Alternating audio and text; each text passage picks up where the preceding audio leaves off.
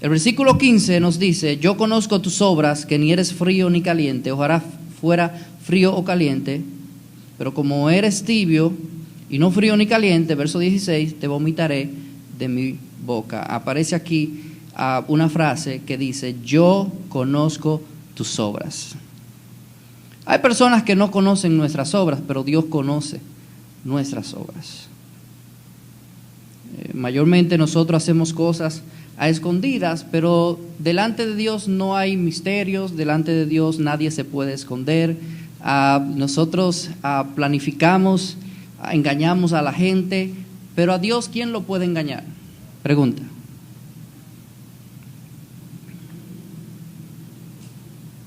Yo conozco tus obras. Y Él está declarando uno de sus atributos incomunicables, que es su omnisciencia, es decir, que Él todo lo sabe. Dios sabe todo de nosotros, todo, lo bueno, lo malo. Él conoce nuestras obras. Lo sé, dice el Señor, yo lo sé todo de ti. ¿Ustedes creen que Dios no lo sabe todo? Sí. Dios conoce todas nuestras intenciones, Dios conoce todos nuestros pensamientos. De hecho, los pensamientos que no han venido a nuestra memoria, ya Dios sabe que lo vamos a pensar.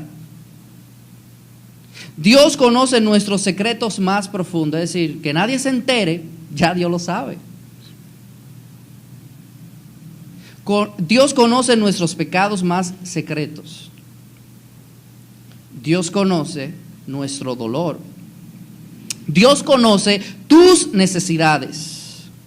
Dios conoce tus anhelos y tus sueños más profundos. Dios lo conoce todo de nosotros. Todo. No hay nada que se pueda escapar del Señor. Y es interesante cómo puede haber un ser que conoce en este mismo momento todo lo que ustedes están pensando al mismo tiempo. Cada uno. No solamente nosotros, sino todos los seres humanos. Al mismo tiempo, Dios sabe lo que están pensando, lo que están planificando, lo que están viniendo a su mente, a su memoria.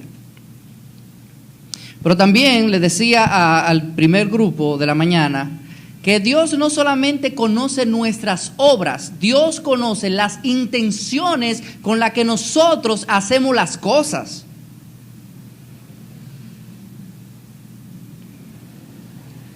Y dentro de la iglesia se hacen muchas cosas con intenciones equivocadas. En tu trabajo hay gente haciendo cosas, buenas cosas, con intenciones equivocadas.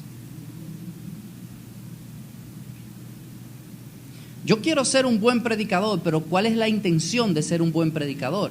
Es decir, ser famoso, te abres una página de Facebook, en Instagram, pagas publicidad para que vean tus mensajes, ¿verdad?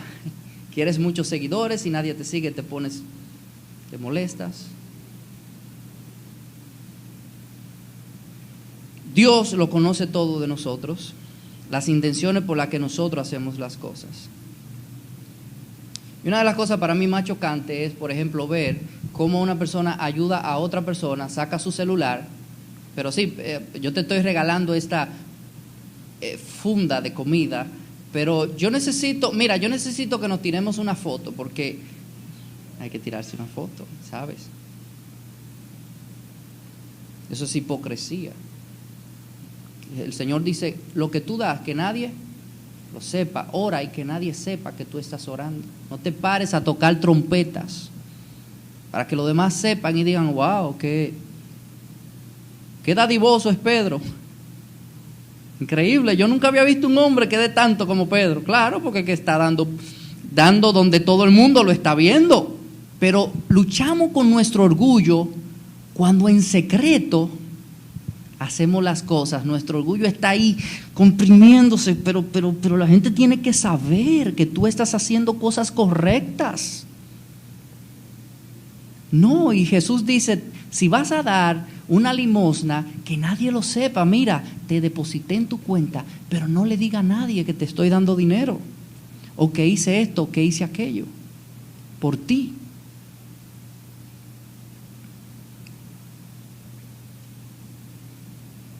Y eso se ha vuelto muy común en las iglesias, ¿sí o no? Yo no sé si ustedes lo hacen o no lo hacen, no sé, yo no he visto fotos, etcétera, etcétera.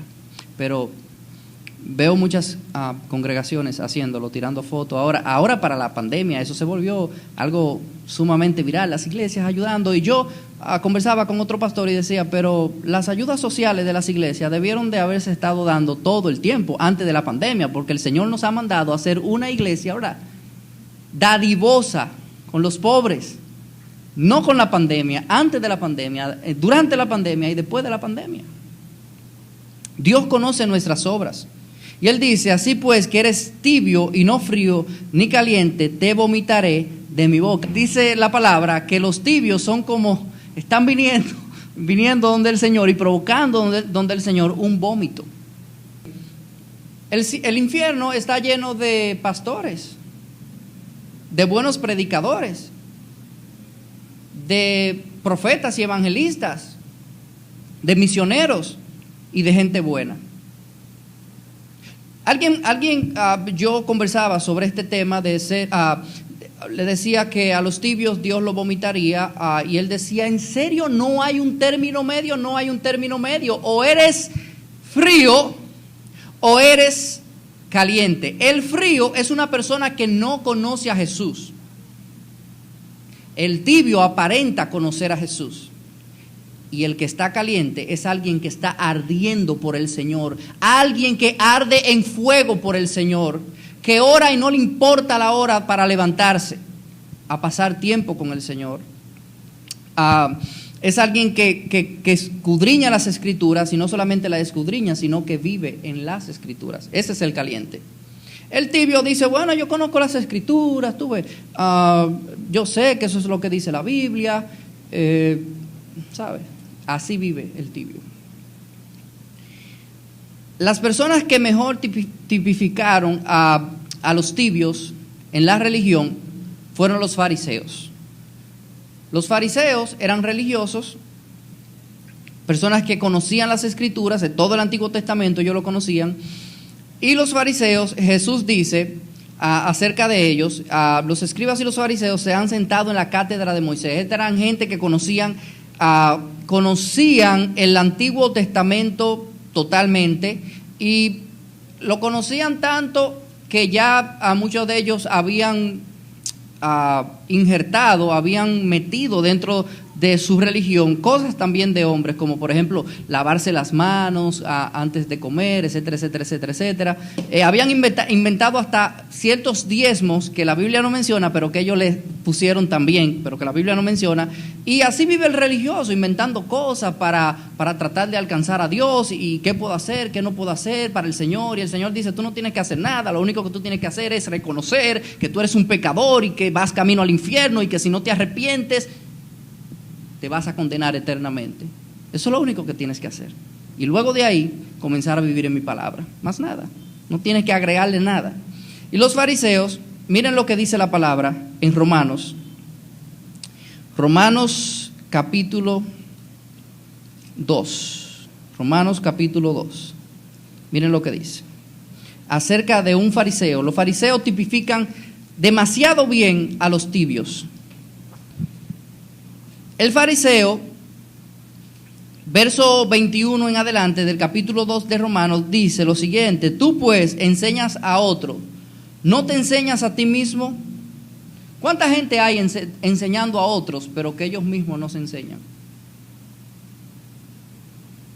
Tratando de cambiar a otros, pero ellos mismos no han cambiado. Y así eran los fariseos. Tú que predicas que no se debe de hurtar, ¿hurtas? Si nosotros le estamos exigiendo al mundo que haga algo, cuando nosotros no lo hacemos. Tú que dices que no se ha de adulterar, ¿adulteras?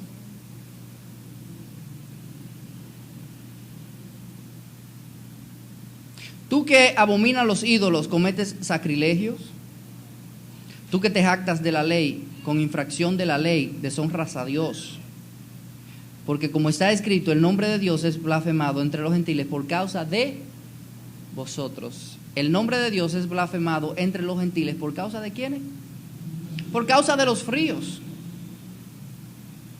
Que dicen, hay que hacer, pero no hacen. Hay que vivir de esta manera y no viven.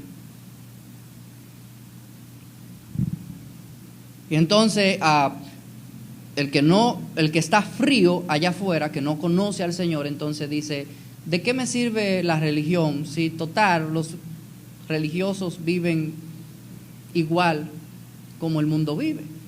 Ven la misma serie que el mundo ve, duran el mismo tiempo viendo serie que el mundo dura, juegan los mismos juegos que el mundo juega,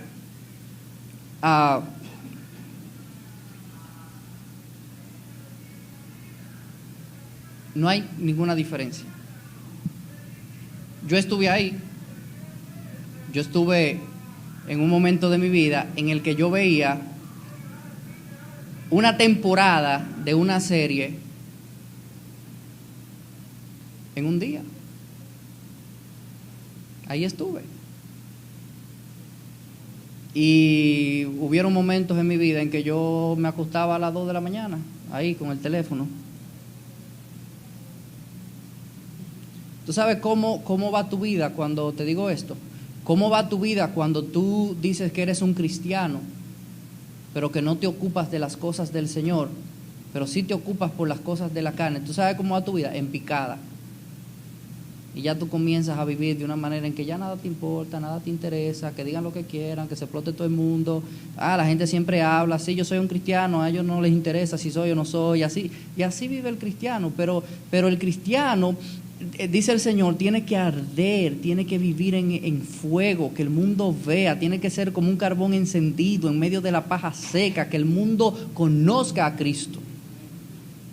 Que vuestras buenas, muchos cristianos dicen, es que a nadie le interesa mi vida. Jesús dice, sí le interesa tu vida, que vean vuestras buenas acciones y glorifiquen a vuestro Padre que está en los cielos. Es decir, Jesús está muy interesado en cómo tú vives. No caigan en esa mentalidad abierta de a nadie le interesa cómo yo vivo, a la gente sí le interesa cómo tú vives, porque de acuerdo a cómo tú vives, entonces ellos son impactados por el Evangelio. ¿Ustedes creen que una persona tibia es cristiana? No lo es. Jesús dice, a los tibios lo vomitaré de mi boca. ¿Saben cómo es el vómito de Jesús? Es un vómito de juicio. En mi nombre hicieron milagros. En mi nombre echaron demonios. En mi nombre predicaron el Evangelio. Pero nunca los conocí.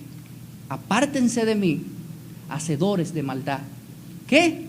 Hacedores de maldad.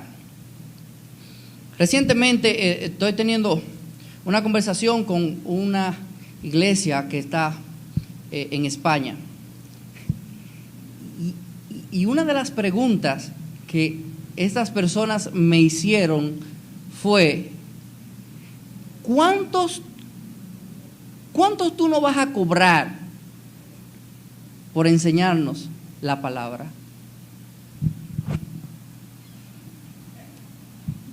Señor, reprenda.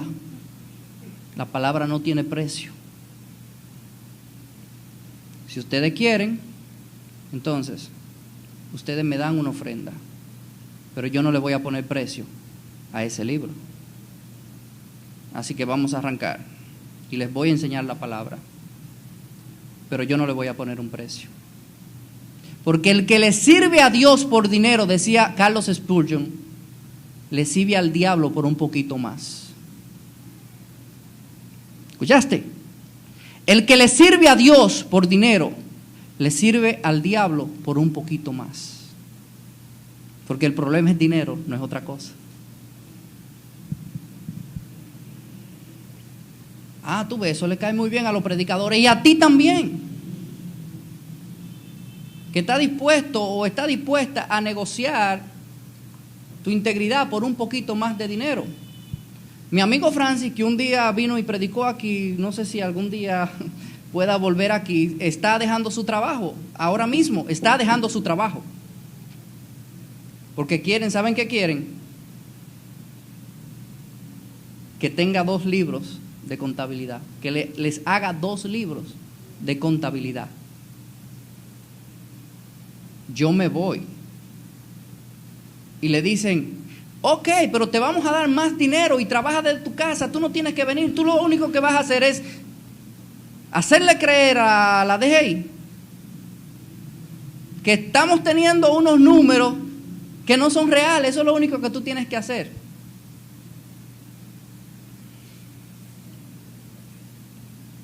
Bueno, el que le sirve a Dios por dinero le sirve al diablo por un poquito más. Un día Dios vomitará, dice la palabra que Él vomitará a los tibios, y un día Dios vomitará a quienes juegan a ser iglesia. Vomitará a los que juegan a ser cristianos. Vomitará a los hipócritas. Y ese será un día terrible. Ese será un día terrible, porque hay mucha gente que está tibia y ellos mismos no saben si son o no son. Tú tienes que tener una audiencia con el Señor y sacudirte, como yo tuve que hacerlo en cierto momento de mi vida. Iba de picada, pero tuve que tener una audiencia con el Señor. Y el día que tuve esa audiencia con el Señor, Él me visitó. El Espíritu de Dios vino sobre mí y me dijo, ¿sabes qué? Tú eres mi hijo. Esta iglesia, la iglesia de Laodicea, era una iglesia rica, una iglesia que se había enriquecido, y ellos decían, de nada tengo necesidad, de nada tengo necesidad. Y Jesús le dice, ¿sabes qué? Tú eres pobre, ciego, desnudo. Y la gente tiende a medir las riquezas solamente con cosas económicas. Pero, por ejemplo, dentro de la iglesia hay muchas congregaciones que están gordas, que están infladas, que se han enriquecido, no solamente con dinero, sino que se han enriquecido, que tienen buena palabra, que tienen buenos libros, que tienen buena teología, que tienen buena hermenéutica, y se llenan de orgullo. Decía un pastor que en cierta ocasión, un hermano de una iglesia pentecostal llegó a una iglesia bautista y se paró frente a mucha gente en esa reunión y dijo, yo quiero dar gracias, Señor, porque yo quiero darle gracias al Señor porque me trajo a la iglesia bautista, donde hay buena predicación, donde hay buena teología, donde hay buenos pastores y donde la gente camina por la palabra. Y un hermano se paró y le dijo, hermano, entre los bautistas hay fornicarios, hay ladrones, hay adúlteros, hay personas malvadas. No se trata de ser o bautista o de otra denominación, se trata de conocer al Señor, de conocer al Señor, de conocerlo. Y es ahí donde se mide la verdadera riqueza o pobreza de una persona.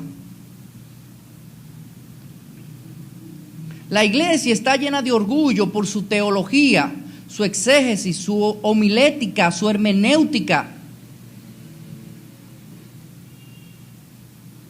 Pero el poder de Dios no viene por tú estudiar ni homilética, ni hermenéutica, ni conocer, ser un sabio en las Escrituras o un buen entendido en las Escrituras. El poder de Dios no viene solamente de esa manera, sino orando. Si tú puedes ser alguien que conoce las Escrituras y si tú no oras, si tú no pasas tiempo con Dios, entonces este libro no cobra vida. Este libro me lava, dice el Señor que Él es luz, que Él me lava por el lavamiento de la palabra. Este libro me santifica, pero si ese libro yo no lo acompaño, podríamos decir que la oración es siamese, esa es la palabra. La oración y la Biblia son siameses. Una sin la otra no funciona. Una sin la otra no funciona. Entonces aquel que está lleno de orgullo porque tiene una buena teología, porque tiene una buena hermenéutica, está lleno de orgullo porque no tiene una vida de oración, si no viviera de una manera más sumisa. y no estuviera criticando, este pastor sí, este no, esto sí, esto no, este no predica bien, este sí predica bien, ¿sabes qué? La palabra de Dios dice que lo vil del mundo ha escogido Dios para avergonzar a quienes, a los sabios. Había un hombre llamado Juan Bunyan, escritor del Progreso del Peregrino. ¿Lo han leído? ¿Lo han escuchado? Y este hombre era un tipo que no había estudiado teología. Sin embargo, había otro hombre llamado John Owen, el príncipe de los puritanos, un hombre, un catedrático en las escrituras. Y un día le dice el rey de esa época a John Owen, ¿cómo es posible que tú los domingos o ciertos domingos vas y te sientas en una silla a escuchar a Juan Bunyan, un hombre que nunca ha estudiado teología? ¿Y saben lo que respondió John Owen al rey? Le dijo, quisiera dar todos los libros y toda la teología que conozco para predicar como ese hombre predica. Llenos de orgullo por el templo, por el aire, por las sillas. Ya no tienen tiempo para las ovejas, ya no dan consejería porque no tienen tiempo, ya no bautizan a las ovejas porque no tienen tiempo. Tú le dices, puedo hablar contigo, déjame revisar mi agenda, a ver si puedo tener un tiempo. Qué bueno que ustedes tienen un pastor que pueden llamar, le pueden escribir a la hora que sea y él está ahí para ustedes. Den gloria a Dios, oren por él, manténganse ardiendo, orando al Señor para que su pastor esté mucho tiempo con ustedes todavía. Encontrar un hombre que huela a ovejas es difícil. Hoy en día lo que tenemos es plataformas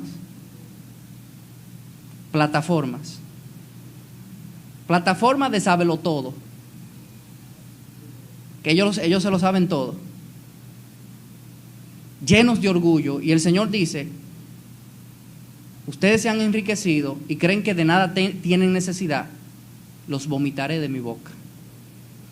Los vomitaré de mi boca. Voy a terminar con esta cita que de igual manera terminé en el culto anterior. Una cita de A.W. Tozer y otra cita de William Bob, fundador. William Bob fue fundador del Ejército de Salvación. Y miren lo que dicen esos hombres. En cierta ocasión, un pastor se acerca a A.W. Tozer de una iglesia que se había enriquecido en su teología, tenía buena música, tenía aire acondicionado, luces, etcétera, etcétera. Y este pastor dice lo siguiente: yo quiero decirles, eso se lo dijo él a su iglesia un domingo en la mañana. Yo quiero decirles que si Dios retira el Espíritu Santo de mi iglesia, si Dios lo saca,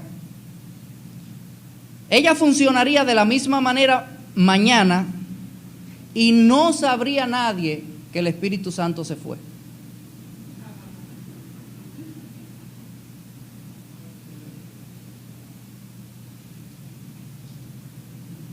Pero él le está diciendo una realidad, la realidad de su iglesia y la realidad de otras iglesias, donde todo es mecánico, donde todo es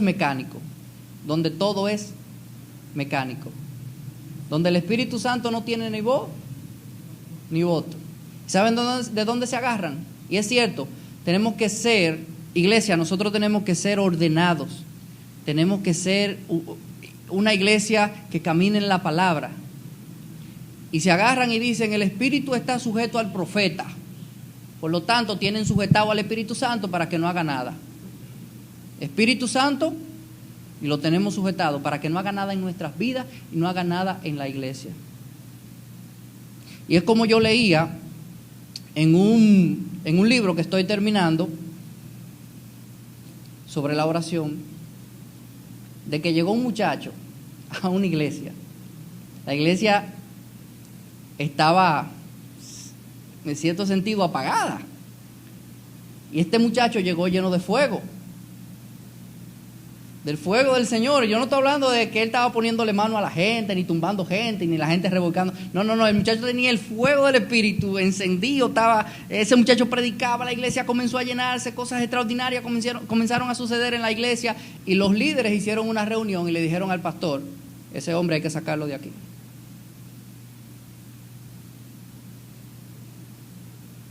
Y dice el libro que ellos lo sacaron, pero juntamente con ese muchacho el espíritu se fue. Dios le trajo a alguien para que le hablara la palabra, para que en cierto sentido la iglesia cobrara vida, pero ¿sabe qué ellos hicieron?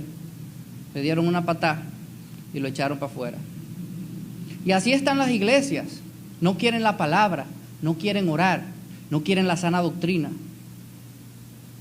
Los que están en sus emociones, que todo es emociones, pero están los que están que no quieren ningún tipo de emoción. Debemos de estar en el medio. El Señor dice: no frío, no tibio, sí caliente. Es lo que dice el Señor.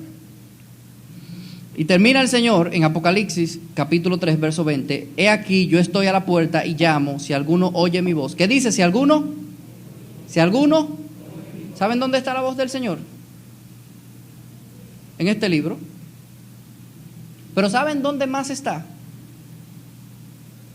Hablando al corazón de aquellos que pasan tiempo en oración.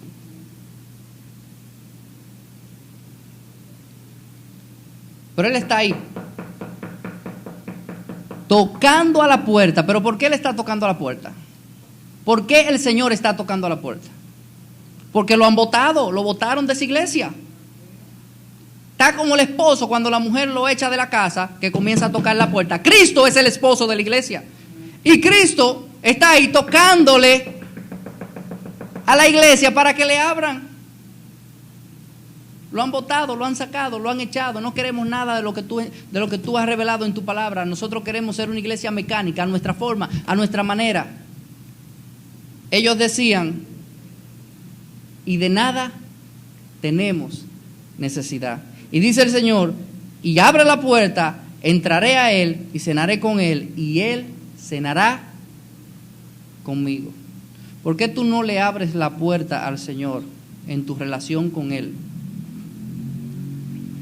Y le dices: Señor, yo he fallado, yo he pecado, yo he hecho lo malo delante de tus ojos. En mi trabajo he hecho lo incorrecto. Con mi esposa he hecho lo incorrecto, con mi esposo he hecho lo incorrecto, con mis hijos no estoy obrando correctamente, no estoy viviendo como un cristiano debería de vivir. Esa es la manera en cómo le abrimos la puerta al Señor, arrepintiéndonos de nuestros pecados, arrepintiéndonos de nuestra frialdad,